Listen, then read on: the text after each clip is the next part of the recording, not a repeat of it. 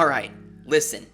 We have to have a conversation about the Atlanta Hawks because they could definitely be a team to watch in the Eastern Conference. With the way that their offseason has gone so far and the way that the Eastern Conference is going to be shaping out, I think they legitimately have a chance to finish as a top 4 seed in the Eastern Conference this season, and it's all because of the fact that they have formed the best team around Trae Young that they have throughout his entire career, and it really could be fun to watch. For starters, it feels like the Hawks maybe overachieved last season just based off the fact that every major player on that team battled a few bumps and bruises, but it looked like that Trae was going to continue to do Trae things, and Zachary Ricochet definitely looked like one of the most promising rookies of the 2024 draft class. A very weak draft class, but it was headlined by him, Alex Sarr, Jalen Wells, and of course, Stephon Castle, but they were doing all of this without their second option, Jalen Johnson, who tore a labrum in his left shoulder. He was out most of the season after sustaining the injury, and so they were running without him. This has definitely been one of the bigger off seasons for the Hawks in recent memory because they've kind of just been in the weird place over these last few years where nobody knew whether or not they were going to try and stay competitive with Trae Young or they were going to move Trae Young and finally enter a rebuild mode. But as we know, they have continued to roll with him, and now I think it is going to start showing off the benefits of why the Hawks were smart to hold on to him, and it already started this season, and now with the way that their offseason has gone, they could be entering a very sneaky contending window, and here's why. First of all, you got Trae Young. Everyone forgets what this guy can do. I think he's one of the most underrated all-stars in this league, and he's personally one of my favorite players to watch. We all know what he did in his first playoff series against the Knicks, and everyone forgets that he single-handedly carried the Hawks to the Eastern Conference Finals in 2021. His best player on that team besides him was John Collins. John Collins. And they also had Clint Capella, Bogdan Bogdanovic. They still had a handful of guys, but they made it to the Eastern Conference Finals where they were defeated in 6 games by the eventual champion Milwaukee Bucks.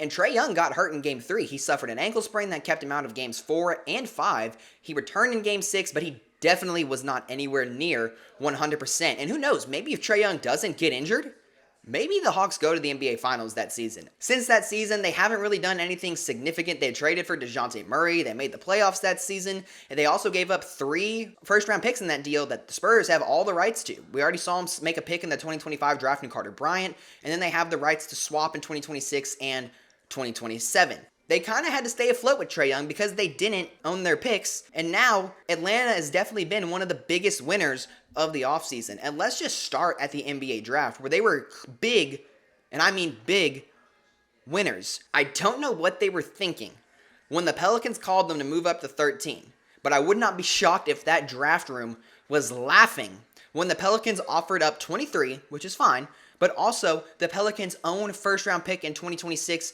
with absolutely 0 protections. That was easily the biggest asset of that deal. The Pelicans gave them that pick in a year where they are probably not going to be a great team, and who knows, that pick could definitely be in the lottery, and it could be towards the bottom of the barrel. They've traded Brandon Ingram for a bag of chips at the trade deadline. DeJounte Murray is coming off a torn Achilles. Zion has never been healthy. We know that he has never been able to stay healthy, which is sad to see. Now, they did make a slight upgrade after they added Jordan Poole and traded for him and gave up CJ McCollum, which actually was kind of solid, but Jordan Poole hasn't been anything since the Warrior days, and I feel so bad for him. Now, they added Jeremiah Fears. They added Derek Queen in the draft. Good picks. Really good picks. Definitely a nice little duo that you can maybe have some things around if they both develop into something big. They're going to be solid, but at the end of the day, it just doesn't move any needles for the Pelicans right now. The Pelicans can be solid if they're healthy, but that is an extremely big if. They have never been healthy since selecting Zion first overall in 2019. So the Hawks acquiring what could be an extremely valuable pick is one of the best moves of the summer, and it's not even close. That's what they did in the draft. Now let's think about what they've done in the trade market and free agency. And their first move of the summer was trading for Kristaps Porzingis for next to nothing. I think Porzingis is the perfect complementary big for Trae Young. He can shoot. He can score inside, he's a lob threat, he can rebound, and he's a great shot blocker. He's still a 20 points per game scorer. I know he is not, New York Knicks Porzingis, but he is still arguably the best big that Trae Young has played with throughout his entire career, which tells you how poor of a job that the Hawks have done building a team around Trae Young. And they only had to give up Georges Niang and second round picks. That's it. That is all it took. Now, this is an extremely low risk, low reward situation for the Hawks because they gave up nothing to get him, and he is also on an expiring contract. So if the experiment fails, then okay, you just let him walk and you gave up nothing to get him. So it's not like you were put in a hole by trading for Kristaps Porzingis. But if he does well in a contract season and he looks to ball out, then who knows? Maybe he resembles New York Knicks Porzingis in some way, and then you have a very solid big man next to Trae Young for the next few years. One of the most underrated moves they've also made was adding Nickeil Alexander-Walker, who was a huge upgrade from Caris LeVert, and he'll play solid minutes behind Dyson Daniels, who I'll get into in a minute. They also added Luke Kennard that doesn't really move any needles whatsoever, but this is a dude who can come out, space the floor, and shoot the three ball, and that's what you need in this league. You need guys who can space and guys who can shoot. That's what Luke Kennard is. Very solid in his role, and that's what he always has been. He knows that, and he's going to continue to do that for the Hawks. When we look at this team, they've got Trae Young, Dyson Daniels, who is a defensive player of the year type of guy. He was in the running last season. Then we have Zachary Reese-Shea, who was going to take a leap. You have Jalen Johnson, who was going to come back healthy. Like I said, he tore his left labrum. A left shoulder injury that does not affect his shooting, that does not affect his lateral quickness or his defense. That was the best injury Johnson could have sustained, and he's going to come back healthy, and he's going to come back better. And now they added Porzingis. That is just their starting lineup. Off the bench, they got Kobe Buffkin, Alexander Walker, Luke Kennard, Asa Newell. That is who they drafted with the 23rd overall pick. Solid kid out of Georgia. I don't think he's really going to do anything significant in his rookie season, but who knows? He definitely could come in early and play backup 4 minutes for the Hawks, so let's just see how that pans out. And then they also have Onyeka Okongwu, who is one of the most underrated backup centers in this league. This is a very deep squad, and really the only holes I see on this roster is a backup point guard and maybe a small forward. But this is a team that can legitimately be a top 4 seed in the Eastern Conference, and they still have head coach Quinn Snyder, who knows how to get there. But the problem is, can he do in the playoffs? We know that's what he struggled with the Utah Jazz for a long time. So who knows? He can definitely bring this team there, but what can he do once the regular season is over? The Hawks are poised for home court advantage because of the way that the East is already panning out. The Celtics are going into panic mode. They're going to be without Tatum next season, who is going to be out with that torn Achilles that he suffered against the Knicks.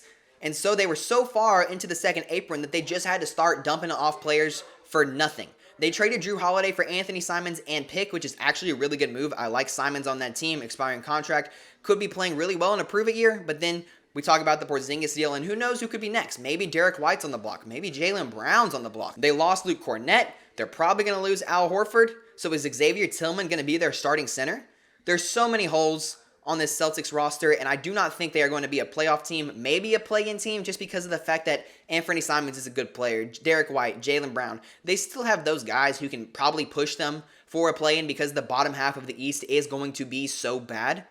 But overall, I am not hyped on this Celtics team. Maybe they make the first round, but they're probably a first-round exit at best. The Celtics aren't the only team in the Eastern Conference who everyone is just looking at with weird eyeballs, because that team is the Milwaukee Bucks. That situation is more confusing than Boston, because they weren't going to be great next season since Dame was coming off a ruptured Achilles that's going to keep him out for the rest of this season. And then at the deadline last year, they traded Chris Middleton for Kyle Kuzma. Yeah, that's interesting. They signed Miles Turner to a deal who was going to be the replacement for Brook Lopez. Very solid, definitely one of those free agency signings this summer that everyone was like, whoa, what is that? But in order to pay Miles Turner, they cut Dame Lillard out of nowhere. And apparently Giannis is mad about that. So let's see how that situation is going to pan out. Even if Giannis still stays, I am not high on this Bucks team being good because the supporting cast around them is terrible. Their starting point guard is Kevin Porter Jr. Gary Trent Jr. is nice, but that starting lineup is going to be Kevin Porter Jr., Gary Trent Jr., Kyle Kuzma, Giannis, and Miles Turner. I am not high on this team making the playoffs at all. I still think they can be probably in that play-in tournament, but despite how good Giannis is he's going to have a hard time carrying this roster. And let's not forget, Doc Rivers is still the head coach with Darvin Ham as the assistant. And then it just gets worse for other teams. You have Indiana, who is coming off arguably the worst injury in sports history, definitely in league history. Halliburton tearing his Achilles in Game 7. I mean, you just hate to see it. That was genuinely one of the most heartbreaking things I've ever seen in sports. And now Turner would just walked out the door. I would not be shocked if Indiana misses the playoffs entirely. I like Andrew Nembhard. I like Pascal Siakam. But overall, those are just not going to be guys who lead you anywhere. And obviously, Halliburton raises the ceiling of everyone's play, not just his own. So they're really going to be missing Halliburton next year. They haven't gotten a replacement for Turner. So we're all kind of confused at what the Pacers are doing right now. I think the Hawks will be, at minimum, better than the Wizards, Hornets, Nets, Raptors, Bulls, Heat, Bucks, Pacers, and Celtics. That is 9 teams right there. If they are better recordly than just those 9 teams alone, they are already a top 5 seed in the East. I do think they have a chance to be better than both the Magic and the Pistons, but it depends. Could Cade Cunningham take another leap? Could Paolo Banchero take another leap? Now that they added Desmond Bane, who knows? Both of those teams have the chances to elevate their game and especially take advantage of injured teams, so they could maybe be looking at home court advantage this playoffs. The only teams I have who I think are going to be absolute locks, better than the Hawks, that rhymed, are the Cavaliers and the Knicks. Those are the only 2 teams who I immediately think off the top of my head would guarantee you are going to be better than the Hawks next season. The other 9 teams I mentioned, Atlanta is an instant lock over. Then you have the Magic and the Pistons, who could be toss-ups. So if the Hawks are better than all of those teams, they could look at the 3 seed, potentially. But I think this is a top 5 seed in the East at minimum. But if you're the Hawks, you're trying to make sure you're as good as possible so that those picks that the Spurs own do not become insanely valuable picks down the road. What do you guys think the Hawks are going to do for the rest of the summer? And do you think they're done? Do you think they add maybe 1 or 2 more pieces? But how high are you guys on them? Do y'all think they can make a home court advantage playoff series? Who knows? But if you did enjoy, please like the video, subscribe if you're new. Make sure you turn on that post notification bell so you'd never miss when I upload a video here. And until next time, this is Tide Talk Sports signing off, and I will see y'all next time.